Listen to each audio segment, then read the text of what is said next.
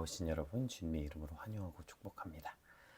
광고해드렸던 것처럼 제가 오늘부터 이제 연합수련회가 시작돼서 시간상 라이브로 진행하는 게 어렵고 녹화로 이제 진행하게 되었습니다. 지금 보시는 것처럼 여기는 이제 숙소이기도 하고 지금 시간이 월요일 새벽 지금 3시 반을 넘어가고 있어요. 이제 그러다 보니까 제가 조금 차분하고 조용한 목소리로 이렇게 이야기하는 점 양해 부탁드리면서 오늘 우리에게 주신 하나님의 말씀 함께 살펴보겠습니다. 네, 우리 에스겔 34장 25절에서 31절까지 말씀입니다. 내가 또 그들과 화평의 언약을 맺고 악한 짐승을 그 땅에서 그치게 하리니 그들이 빈들에 평안히 거하며 숲을 가운데서 잘지라. 내가 그들에게 복을 내리고 내 산 사방에 복을 내리며 때를 따라 소낙비를 내리되 복된 소낙비를 내리리라.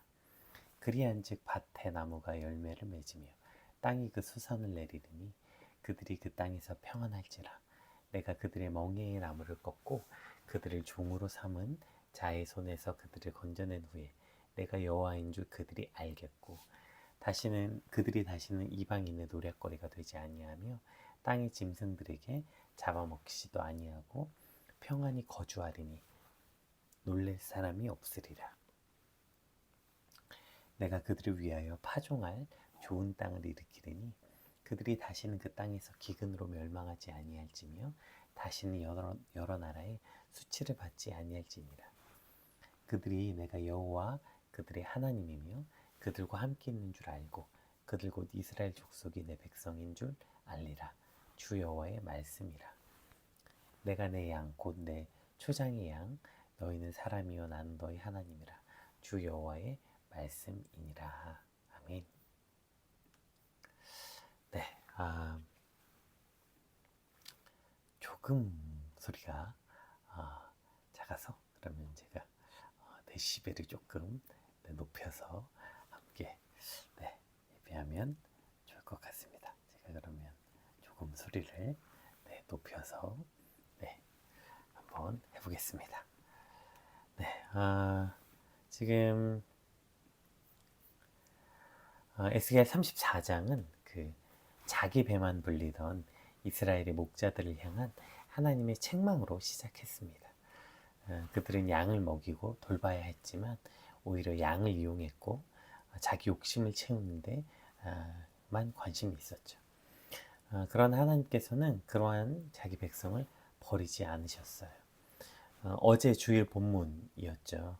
저희가 주일날 아침 예배를 하지 않기 때문에 저희가 함께 살펴보진 않았지만 11절에서 24절을 보면 하나님께서 친히 자기 백성을 찾으시고 먹이시고 돌보시는 목자가 되겠다 이렇게 말씀하시고 또한 유다 백성을 괴롭히고 악한 통치자들을 물리치시고 다윗과 같은 한 목자를 세워 자기 백성을 다스리게 하시겠다 약속하셨죠. 이 말씀은 단순히 한 왕을 세우겠다는 의미가 아니라 하나님께서 새로운 질서를 세우시고 자기 백성을 다시 회복시키시겠다는 하나님의 선언이었습니다. 그리고 오늘 본문은 이제 하나님이 그렇게 새롭게 회복시키신 그 나라, 그곳 새로운 목자를 세우시고 새로운 나라를 세우신다면 그 나라의 백성들은 어떤 삶을 살게 될지 이제 오늘 본문에 기록하고 있어요. 새로운 왕이 다스리시는 나라에는 화평이 임하고 복의 소낙비가 내리고 두려움이 사라지고 다시는 수치를 당하지 않게 됩니다. 그러나 오늘 본문이 말하는 가장 큰 복은 그러한 풍요로운 삶만을 말하는 것은 아닙니다. 하나님께서 자기 백성과 함께 하시고 그들을 내 양이라고 불러주시는 것, 이것이 바로 하나님의 회복하신 나라에 임하는 가장 큰 복임을 오늘 본문에서 기록하고 있습니다. 우리 먼저 25절 한번 같이 읽어볼게요. 25절입니다. 내가 또 그들과 화평의 언약을 맺고 악한 짐승을 그 땅에서 그치게 하리니 그들이 빈들에 평안히 거하며 숲을 가운데서 잘지라. 하나님이 제일 먼저 화평의 언약을 맺었어요. 그러니까 우리가 복이라고 생각하면 뭐 돈, 건강, 성공, 형통 이런 걸 떠올리겠죠. 그래서 문제가 해결되고 상황이 바뀌고 환경이 좋아지는 것을 우리는 회복이라고 생각할 때가 많은 것 같아요. 근데 하나님이 이제 하나님이 친히 목자가 되시고 다스리시는 그곳에 제일 먼저 주시는 회복이 뭐였냐면 먼저 화평이라는 거예요. 왜냐하면 하나님이 말씀하신 회복은 단순히 환경의 변화가 아니라 관계의 회복이었기 때문입니다. 이 화평이란 단어, 여러분 우리 잘 아는 샬롬이라는 단어예요. 이 샬롬이란 말은 단순히 싸움이 없는 상태를 의미하는 게 아니라 하나님과의 관계가 회복되고 모든 것이 제 자리를 찾아가는 상태를 의미합니다. 오늘 지금 이 유대 땅의 가장 큰 문제는요, 바벨론이 아니었어요. 기근도 아니었고요. 오늘 이 유대 땅의 가장 큰 문제는 바로 하나님과의 관계가 깨졌다는 거죠. 그래서 하나님께서는 제일 먼저 이 화평의 언약을 맺겠다. 이것으로부터 회복의 시작을 말씀하고 있는 것입니다. 생각해보면 성경은 끊임없이 같은 얘기를 반복하고 있어요. 아담과 하와가 에덴 동산에서 쫓겨났던 이유도 하나님과의 관계가 깨졌기 때문이었죠. 가인이 하나님에게서 떠나 방황하는 사람이 됐고요. 탕자도 아버지 집을 떠나 그가 혼자 그렇게 정처 없이 떠도는, 그래서 결국엔 그 돼지 우리에서 마치 정말 그 돼지와 같은 인생을 살아가게 된 것들을 기록하고 있죠. 결국 죄의 본질은 하나님에게서 멀어지는 거고요. 그렇다면 회복의 본질은 하나님께 돌아오는 거죠. 아까 얘기했던 것처럼 우리가 돌아온 탕자에서 가장 핵심이 뭡니까? 탕자가 아버지 집으로 돌아오는 것. 이것이 바로 회복의 시작 아니었습니까? 그래서 하나님은 제일 먼저 이 유대 땅의 회복을 내가 너에게 환경을 바꿔주겠다, 바벨론을 물리쳐주겠다가 아니라 먼저 하나님과 화평하게 하겠다로 출발하는 것이죠. 왜냐하면 그게 회복의 출발이기 때문입니다. 근데 우리는 늘 회복이 어떤 형편이 나아지거나 상황이 좋아지는 거라고 생각할 때가 많은 것 같아요. 그러나 오늘 본문은 그 회복의 출발은 바로 하나님과의 관계에서부터 시작하라, 이렇게 이야기하고 있는 거죠. 여러분, 이것이 회복의 출발이라면 문제도 마찬가지겠죠. 방금 얘기했던 것처럼 이스라엘의 문제는 바벨론의 포로가 된 게 아니에요. 그 상황이 문제가 아니라 왜 그렇게 됐냐는 거예요. 왜 바벨론의 포로가 됐습니까? 하나님과의 관계가 깨졌으니까요. 문제도 여기서 출발해야 돼요. 근데 자꾸 우리가 어떤 환경이나 사람이나 이런 걸 탓하려고 해요. 우리 앞에 어떤 문제가 발생했을 때 여러분 제일 먼저 우리가 짚어봐야 되고 돌아가야 될 자리는 바로 여기에요. 오늘 내가 하나님과 어떤 관계 속에 있나. 이게 핵심이에요. 예. 그리고 그 문제 해결의 시작이 25절에 내가 또 그들과 화평의 언약을 맺고, 내가 그들과 다시 언약을 맺었다는 거예요. 회복의 시작은 바로 하나님 앞에 다시 서는 것입니다. 오늘 하나님이 회복되고 싶은 영혼들에게 다시 하나님 앞에 나오라고 초대하고 있는 겁니다. 오늘 우리 삶의 문제의 근본은 하나님과 화평하지 못한 것이고, 그래서 우리 삶의 회복의 시작은 바로 하나님과 화평하는 것입니다. 오늘 하나님과 화평한 그 회복의 시작을 경험하는 저와 여러분이 되시길 주님의 이름으로 축복합니다. 우리 26절도 한번 같이 살펴볼게요. 26절. 내가 그들에게 복을 내리고 내 산 사방에 복을 내리며 때를 따라 소낙비를 내리되 복된 소낙비를 내리리라. 아멘. 이제 26절에 이제 복된 소낙비를 내리겠대요. 우리가 생각하는 복된 소낙비는 어떤 거예요? 복된 있으니까 많이 풍성하게 내리는 것. 이것이 우리가 생각하는 복된 비 아닙니까? 근데 하나님은 전혀 다른 말씀을 하고 계세요. 가장 복된 소낙비는 많이 내리는 소낙비가 아니라 때를 따라 내리는 소낙비라는 거예요. 여러분 한번 생각해 보십시오. 아무리 많은 비가 내려도 때가 맞지 않으면 잘 아시는 것처럼 여러분 그건 축복이 아니라 재앙입니다. 때에 맞지 않게 비가 내리면 홍수가 나고 오히려 식물의 뿌리가 썩고 열매가 떨어지죠. 그러나 적은 양의 비가 올지라도 꼭 필요한 때에, 알맞은 때에 그렇게 그 비가 내릴 때면 그 땅은 메마른 땅이 살아나고 열매 맺고 생명을 살려내는 비가 되는 것입니다. 오늘 하나님이 이야기하는 복도 마찬가지예요. 왕창 쏟아붓는 은혜가 아니라 가장 필요한 순간에 적절히 내리는 은혜, 가장 적당할 때 적절히 주신 은혜, 그것이 바로 복된 소낙비입니다. 왜냐하면 하나님께서는 우리가 무엇이 필요한지 아실 뿐 아니라 언제 필요한지도 하나님은 알고 계세요. 문제는 내가 모르는 거죠. 내가 모르는 거예요. 우리는 그러니까 늘 지금만 알지만 하나님은 끝을 아시고, 우리는 늘 오늘만 보지만 하나님은 내일을 보세요. 그래서 우린 당장 응답받길 원하고, 당장 문제가 해결되길 원하고, 당장 눈앞에 보이는 어떤 변화를 기대하지만, 그러다 보니까 기도하면서 조급해지기도 하고 불안해지기도 하죠. 그러나 하나님은 우리의 시간표대로 일하는 게 아니라 하나님의 시간표에 따라 일하고 계세요.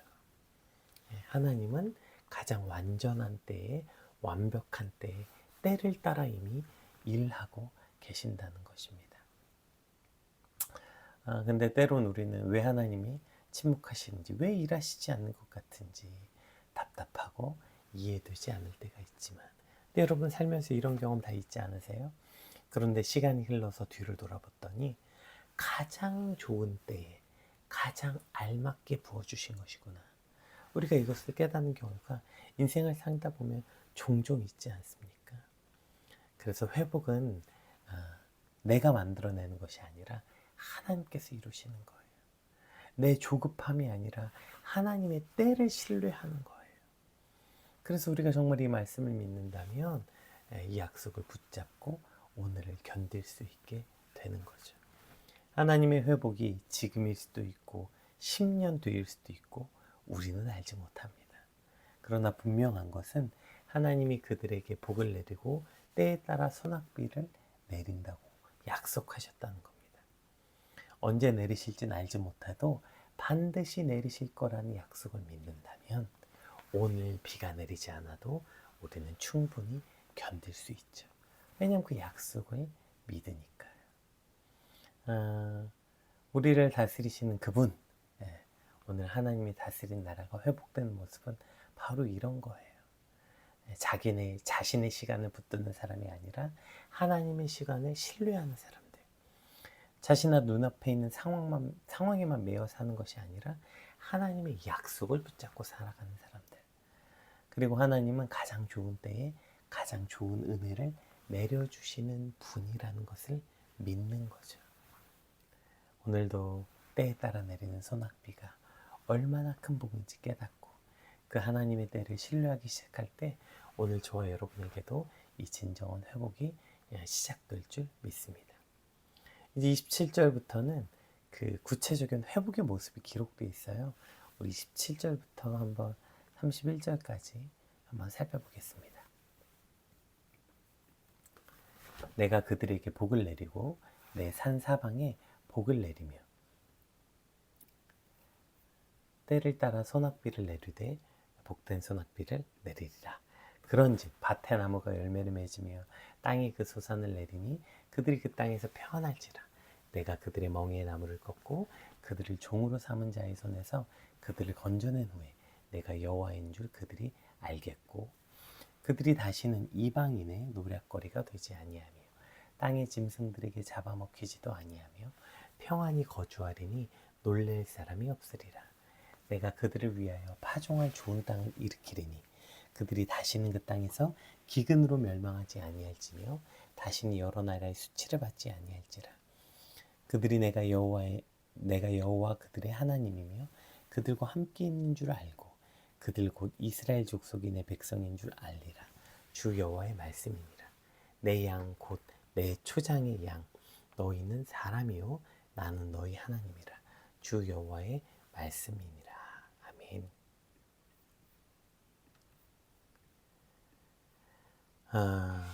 지금 오늘 본문에서 하나님께서 이제 풍성한 열매도 얘기했죠. 이제 구체적으로 회복의 모습이 뭐였냐면 풍성한 열매, 내가 그 땅에 솟아을 내리겠다.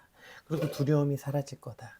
또 기근과 수치가 사라지고 평안이 올 것이다. 쭉 이제 회복의 모습들을 구체적으로 기록했는데 그 마지막 약속, 마무리가 뭡니까?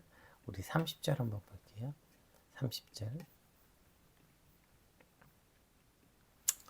그들이 내가 여호와 그들이 하나님이며 그들과 함께 있는 줄 알게 하겠다. 그들은 곧 이스라엘 족속의 내 백성인 줄 알리라. 주 여호와의 말씀이니라. 하나님이 왜 풍성한 열매를 허락하시고 왜 기근과 수치를 거두어 가시고 왜 평안을 허락하셨느냐면 그 목적은 딱 하나예요. 뭐예요? 하나님이 자기 백성과 함께 하신다는 것을 알게 하기 위해서라는 겁니다. 생각해 보면 하나님께서 자기 백성에게 주신 가장 큰 복은 언제나 이거였어요. 자기 자신이었다고요. 이것이 성경 전체를 관통하는 아주 중요한 주제이기도 합니다. 하나님이 인간을 창조하신 이유가 무엇입니까? 단순히 아담과 하와를 에덴 동산에 두고 그들이 풍요로운 삶을 누리라고 그들을 만드신 게 아니라 하나님께서는 그들과 함께 하고 싶어서 함께 하시기를 원하셨기 때문이죠. 그러나 죄가 들어왔고 인간은 하나님에게서 멀어졌습니다. 그리고 그 관계가 깨졌고 에덴 동산에서 쫓겨났죠. 그러나 그 와중에도 하나님은 사람을 한 번도 포기하지 않으셨어요. 이스라엘을 애굽에서 이끌어내시고 또 그 가운데 거하시며 성막을 만들게 하셨고 또 출애굽기의 가장 큰 기적은 홍해가 갈라지는 게 아니라 광야에서 만나가 내린 것도 아니라 바로 하나님께서 자기 백성과 함께 하셨다는 것. 이것이 광야의 가장 큰 기적이었습니다. 그래서 모세는 약속의 땅보다 하나님의 인재를 더 중요하게 여겼어요. 그래서 잘 아는 것처럼 모세가 이렇게 고백하죠. 주께서 친히 가지 아니하시려거든 우리를 이곳에서 올려보내지 마옵소서. 모세가 지금 간절히 원하는 것이 뭔지 기록도 있죠. 또 신약에 와서도 마찬가지입니다. 예수님의 이름이 뭡니까? 임마누엘이었죠. 예수님의 또 다른 이름. 하나님이 우리와 함께 하신다라는 뜻이에요. 하나님이 하늘에만 머물러 계신 게 아니라 우리 가운데 오셨고 우리와 함께 하셨고 십자가를 통해 우리를 다시 하나님께로 인도하셨습니다. 요한계시록 맨 끝에도 이렇게 돼 있죠. 하나님의 장막이 사람과 함께 있음에 하나님이 그들과 함께 계시리니. 결국 성경의 시작도 하나님과 함께 있는 것이었고 성경의 중간도 하나님이 사람과 함께 하신 거였고 그 끝도 결국 그들이 하나님과 함께 계실 것이다. 이렇게 말하고 있습니다. 결국 성경의 시작도 하나님과 함께 하는 것이고 끝나는 것도 하나님과 함께 하는 거죠. 그래서 여러분 인간의 회복의 궁극적인 목적이 바로 이거예요. 돈을 많이 버는 것, 건강이 회복되는 것, 사업이 회복되는 게 아니라 인간의 회복의 끝은 곧 하나님과 함께 하는 것입니다. 근데 우리는 늘 하나님과 함께 하는 것이 아니라 하나님이 베풀어 두신 어떤 선물과 함께 하길 원해요. 하나님이 함께 하시는 것보다 하나님이 주시는 복과 성공과 부유함과 함께 하길 원하는 거죠. 여러분 오늘 우리 손을 한번 봅시다. 오늘 그 손 안에 우리는 무엇이 있습니까? 하나님이 주신 선물은 잔뜩 움켜쥐었는데 정작 그러느라고 하나님의 손을 놓고 살고 있는 거 아닙니까? 오늘 하나님이 우리에게 주시고 싶어하는 가장 큰 선물은 돈도 건강도 성공의 양도 아니고 바로 하나님 자기 자신입니다. 그래서 성경 곳곳에서 하나님이 이렇게 말씀하셨죠. 창세기 15장 1절에 아브라함아 두려워하지 말라. 나는 너의 방패요 너의 지극히 큰 상급이니라. 하나님은 아브라함에게 다른 약속보다 내가 너의 상급이다. 이렇게 말씀하셨고요. 민수기 18장 20절에도 너는 이스라엘 자손 중에 기업이 없겠고 그들 중에 아무 분깃도 없을 것이나 나는 이스라엘 자손의 내 분깃이요 내 기업이라. 이거 레위 지파에게 주신 말씀이거든요. 잘 아시는 것처럼 이제 가나안 땅에 들어가서 레위 지파는 다른 지파들처럼 땅을 분배받지 못했어요. 대신에 하나님이 이렇게 얘기하신 거예요. 너희는 땅을 못 받았지만 내가 너희 분깃이 돼줄게. 내가 너의 기업이 돼줄게. 여러분, 이것보다 더 큰 복이 어디 있습니까?